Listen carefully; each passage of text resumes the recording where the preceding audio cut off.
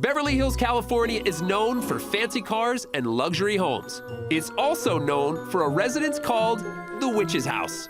A must-see for tourists and trick-or-treaters, the Witch's House was part of a silent movie production studio back in the roaring 20s and was featured in tons of movies. Over time, the house was left to die a slow death, and until it was rescued and renovated by Michael Libow, realtor to the stars.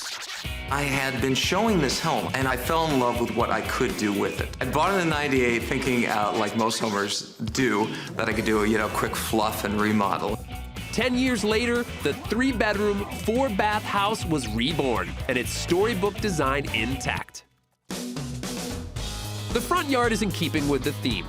Gnarled branches, thorny bushes, and orange and black dahlias line the walkway to the house. A wooden bridge built over a koi-filled moat takes you to the front door. One step inside the 2-story house and you feel like you've entered a fairy tale. The sloped walls and curved doorways almost look animated, with colorful mosaic tiles climbing the wall and a witch's broom by the front door. The house is only 3 bedrooms, but it's got about 3,800 square feet, so it has large spaces within it. And Michael made sure every detail was just right. From the cedar grape stake ceilings to the antique clay tile floors. Now, for me, remember, it's Beverly Hills, so it's kind of all about show here. I don't cook, but this, it's a good-looking kitchen. Many have said that the Witch's House reminds them of the Hansel and Gretel story. And there's one common joke that Michael gets a lot. I've had the question, given that it is known as the Witch's House, what's my oven like? Is it large enough to fit human beings? I'm like, no, it's really high-end, and it has small ovens.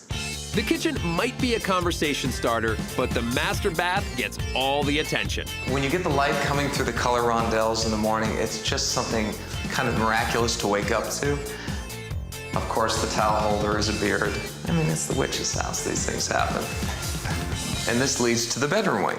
For his bedroom, Michael stuck with the theme, but gave it a richer, more masculine feel. What I love about the master bedroom is the fireplace in here. It is just one of those things that breaks through the ceiling, a kind of quirky glory. Downstairs, each room has rounded wooden framed doors leading to the gorgeous backyard. This is an ozone-infused pool with a giant spa. It's just a fun piece of art, more or less. It's pool as art.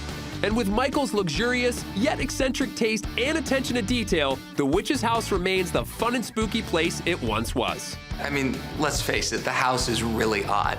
I think I'm odd. I always live outside of the box in my own life. I try to do things differently than everybody else. And the house reflects a certain part of my personality.